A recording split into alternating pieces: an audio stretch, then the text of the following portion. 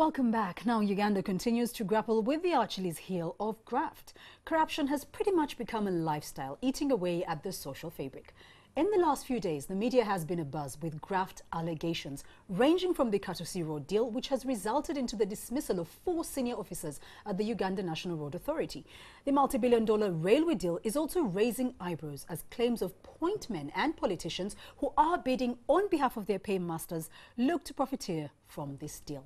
Yet we know that this rot is not exclusive to the executive, parliament or the hallowed precincts of court, but spreads into the church and into public offices. So on Talk of the Nation tonight, the question of ethics and integrity is on the table. And I'm joined by none other than Makerere University Law Don, Dr. Businje Kabumba.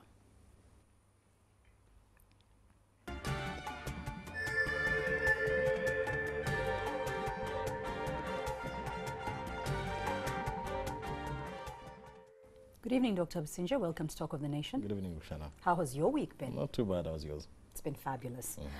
I'll ask a question that's been on very many people's minds for probably so many years. Where are the men of honor and integrity? We're talking about a safe pair of hands to deliver this country out of this rot. I think it's a very good question, and I think the answer, Gandhi once said that if you want to, you must be the change you want to see in the world. The question as to where these men and women are, I think must start from the question, are we the ones? Are they in our societies? Are they in our families? The question of ethics and integrity, I think, is one that has been primarily dealt with on a legal basis or sort of an institutional basis. We have laws, we have a ministry, we have these institutions. But I think it's one that goes into the question of social fabric, and I think I'm glad it was raised earlier, that I think you're essentially dealing with the question of lifestyle, culture, certain norms that have been accepted, so that actually to try to be honest, to try to do the right thing would be seen as an aberration, an exception from the norm. So I think critically that's why you have to start from that. It's now part of us. We are the corrupt people. It's interesting that you actually say that, because the public appears, like you say rightfully, to be embraced, to have embraced graft as a way of life. This is, we do not know any better. We live in times where often those who have stolen are praised, and those who try to, who fear to loot the country are pilloried. How can we change the mindset? How can we change our own mindsets? Yeah, I think it goes back to how we got here. And I think part of it are sort of two things, and part of them are historical. The idea that the colonial state was essentially coercive in its interaction with citizens, but a long time that coercion, the colonial project was really one of exploitation. So it wasn't a state that responded to its citizens.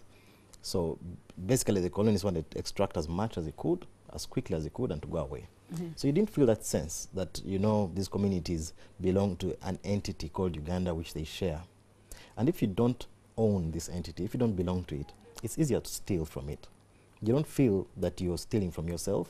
You're stealing from this abstract entity from which no one loses. A story is told about Ghana, just possibly in Ghana, where there's one civil servant who was trying to be clean.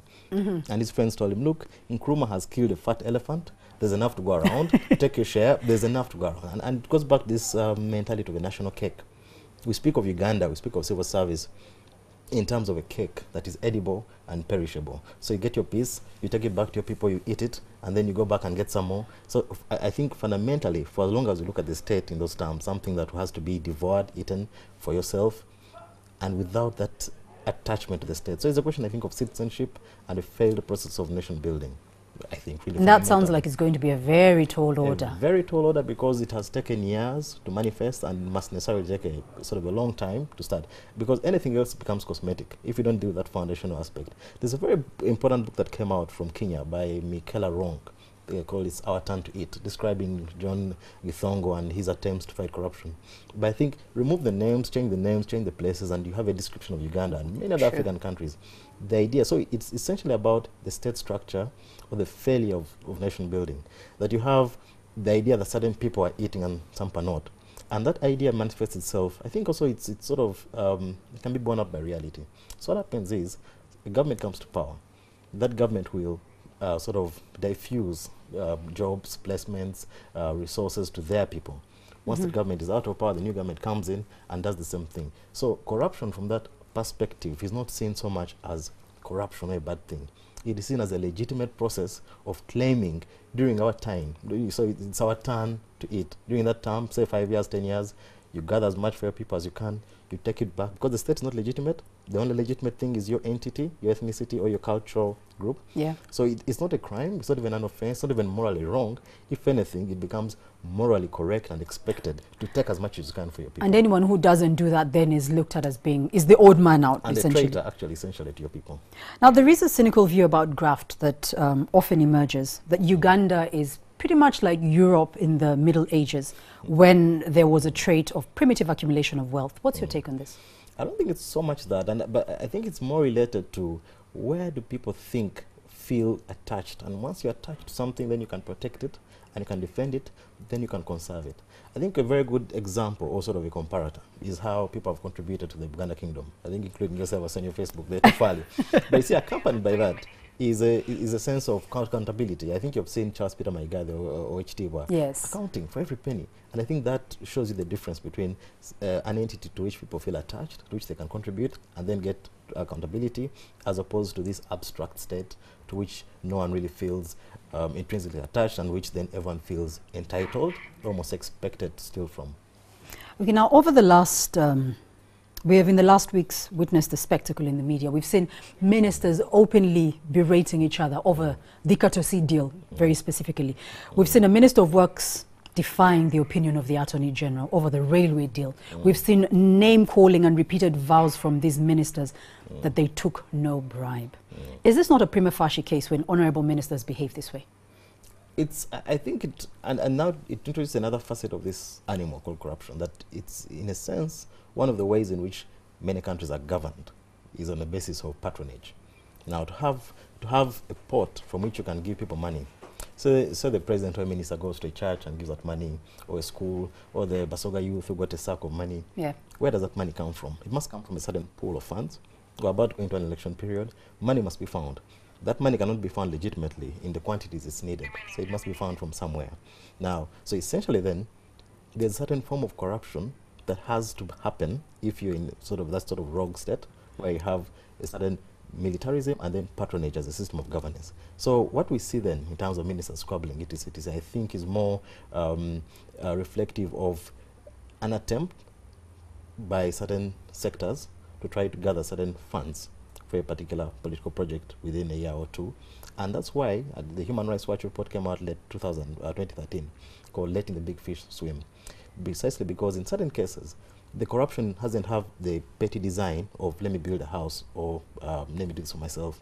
The corruption is necessarily linked to the broader, grander political project of retention of political power, which is then combined with military accumulation and enforcement. So from that sense, it becomes a little bit, so it becomes even more difficult to fight, because essentially then you're fighting the state, which is using patronage to sustain itself. So then that's why you find, so it's then therefore to solve that, you cannot talk about Section 5 of the whatever act or let's prosecute. Yeah, that's not going to work. At some point you'll have the DPP withdrawing, not a prosecute, or have some people pardoned, precisely because they were not petty offenders. They were linked to a scheme of grand corruption, which is linked to patronage and a form of governance.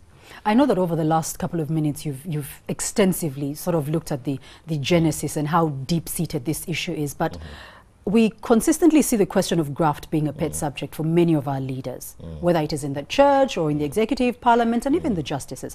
Billions of shillings are swindled annually, and we listen to the same rhetoric of leaders threatening, to just crack the whip. Why is it so difficult for our leaders to walk the talk? Yeah, that's precisely because they cannot. Because part of it is... Are you saying that it is totally impossible for I, as Rukshana, as a leader, to actually walk the talk? What will happen and decide I will not be... If you become an MP, for instance, the thing is you'd find this whole group of people waiting for you, for school fees, for funeral expenses, for weddings, etc. Where do they expect to get that money? But you must find that money if you want to retain your seat. So it starts from there, that you need to reproduce your political power, maintain it, consolidate it. You will essentially find yourself caught in this grander scheme of corruption. You're a judge, for instance. You decide in this case, you're paid a certain amount of money, they're offering you this huge amount of money, you will fall prey. You're a church leader, for instance. A leader comes at your inauguration, for instance, gives you an envelope containing money, you will take it. At that moment when you accept this money, say it's a Prado or a Jeep, without asking where it came from, you have also become complicit in this whole system. So it's not, we're all in a sense caught up in it. We don't ask our relatives where they're getting this money from. We expect them. With all due respect, Dr. Abusinja, are you saying that there are no men and women in this country that have their integrity tight? So what happens then? You get pushed out of the system. They are there, but they are such a small minority, and they find themselves swimming against the tide, that they're necessarily pushed out. They have to be pushed out because the system in which they find themselves is so systemic, it's grand, it's the way of governance. So that one person trying to fight the system becomes a cog in the wheel that must necessarily be removed. And that's, you see, if you look at the trend of the whole past years, it has consistently happened. If you try to fight corruption, as in really try to fight it, you'll get out. If you do what everyone is doing, which is talk about it, pretend to be fighting it, and then play the game, you'll have a very good time. Obviously, this sounds like it's something that we're going to have to live with for a while, for a very, very long time. Yeah. Hopefully, our grandchildren will not have to live in a society like this. It depends on what we do now. What we do now. Okay, we'll think about what we can do now. Sure. Thank you so much for joining us on Talk of the Nation tonight. Dr. Businji Kabumba joining us on Talk of the Nation tonight to discuss the question of ethics and integrity.